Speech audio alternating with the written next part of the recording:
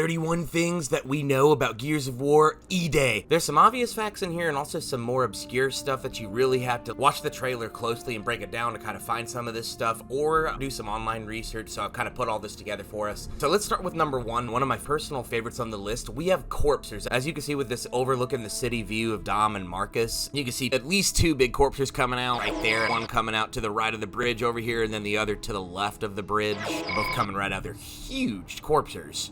Which brings us to number two as well. We have Ravens confirmed, the King Raven. We know Ravens saw action in the Pendulum Wars. They were actually introduced 17 years before Emergence Day. And moving on to number three, Marcus is in the Kelowna district at this point in the game. We know this because when he grabs the TV, you could see it right here. Number four, you can see Marcus Phoenix has been indeed wearing the do-rag since at least E-Day, so he's been a long-term wearer of the do-rag. Number five, the face punch on the ground here. That scar has kind of been on Marcus's face in the older games in Gears 1, 2, and 3, and it looks like this is probably where he got it from. And speaking of TVs, number six, seems like the average home hasn't upgraded to plasma and flat-screen TVs yet. I guess some of them are using the older models.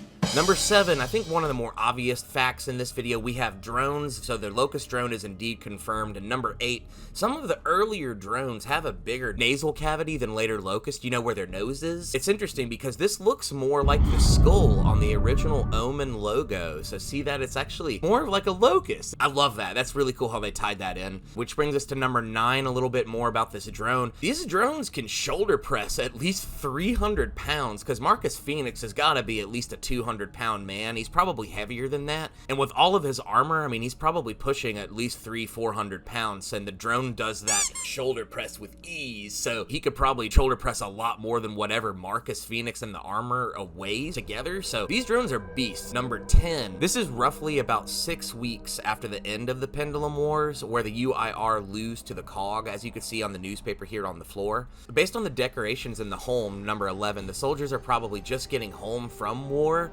Interesting timing with E-Day happening. I wonder if all of the COG and UIR soldiers going to their homes might have disturbed the Locust. That's very interesting that it's at the same time. Number 12, the COG is using retros at this point. We kind of already knew that considering it's called the Retro Lancer, meaning it's old, but that is officially confirmed from the trailer. Number 13, the Skull Omen is being used at this point. So the actual soldiers themselves, some of them are using the Skull Omen logo. Number 14, the COG logo is being used as well. It's on the announcement on the television. It's an official logo in the game. Number 15, the Coltrane is going to make an appearance somehow. He'll probably enlist in this game because in the original plot, he's one of the big reasons that a lot of COG soldiers enlisted because he was famous, and then Cole decided to enlist. So hopefully we're going to get to see that in the campaign. Number 16, we have confirmed that this is Marcus Phoenix. If you have any doubts, we're going to freeze frame here. You can see on the COG tags, this is definitely Marcus. This is his COG tags, which leads us to number 17, confirmed we have Dominique Santiago, and the reason we know that is because the creative director at the Coalition, Matt Searcy,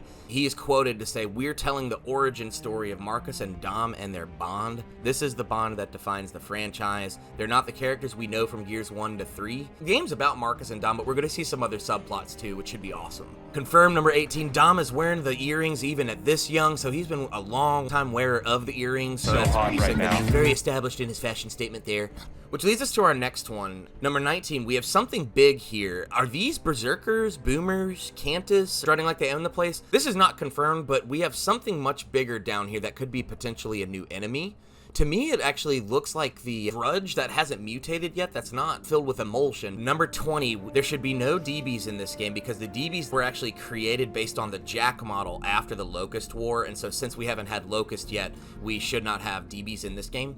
Number 21, everything in this game is from Unreal Engine 5. They've been quoted multiple times and actually said in the trailer itself that all of this is in-engine footage from Unreal Engine 5. So that's really exciting because Unreal Engine 5 looks so good. Which leads us to our next fact here. Mad World is back and confirmed, the song by Gary Jules. Along with potentially all the original music, it looks like they're trying to go back to the roots even with the soundtrack, which is a good feeling. Number 23, you're going to be seeing the Locust for the first time through the eyes of the COG. So everything that we see from Marcus and Dom's perspective, they're not going to know anything about these guys. All of the locusts are going to be a complete mystery. They're at first not going to know how to kill them, and they're going to have to build new weapons, which leads us to number 24. We are going to get to chainsaw locust with a lancer or something else. The Coalition brand director, their last name is Fauquet, they said that the chainsaw lancer currently doesn't exist in that period, but, quote, it's not a Gears game if you're not chainsawing locust. So whatever that means, it looks like they're going to be including a chainsaw or a lancer with a chainsaw somehow in the game. I don't know if that's going to be in the multiplayer or the campaign or both, which leads us to number 25. We know that the chainsaw lancer is going to be constructed by the COG, either in this game or its direct sequel, based on the Gears of War timeline for the events that lead up to Gears 1. We know that chainsaw lancer exists, so they have to build it. Number 26, this is going to be our first time to see E-holes in the mainstream gameplay since Gears of War Judgment and Gears Tactics. If you don't remember, a Gears of War E-hole, that stands for emergence hole. It's where the locusts come out of the ground, and to seal it back up, you got to throw a grenade in there and it'll close it. Number 27, Dominique Santiago's older brother Carlos Santiago dies with Marcus on the battlefield, either right before this game begins or right after. I would say that's a spoiler, but it's really not, because that's going to happen either before this game or at the very beginning. It's going to be really sad. Man, Dom just has a hard life, man.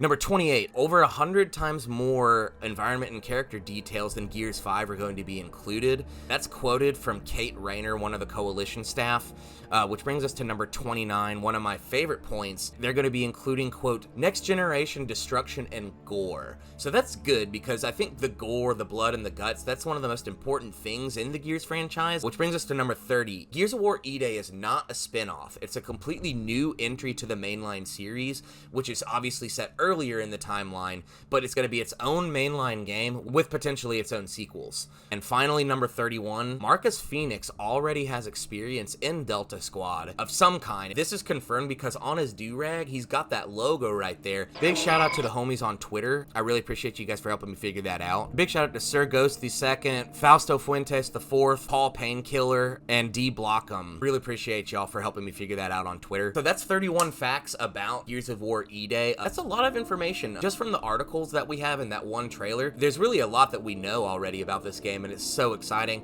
Thank you so much for watching the video, y'all. Please be sure to leave a like if y'all enjoyed. My name is Rorshaq, and I will see you guys later.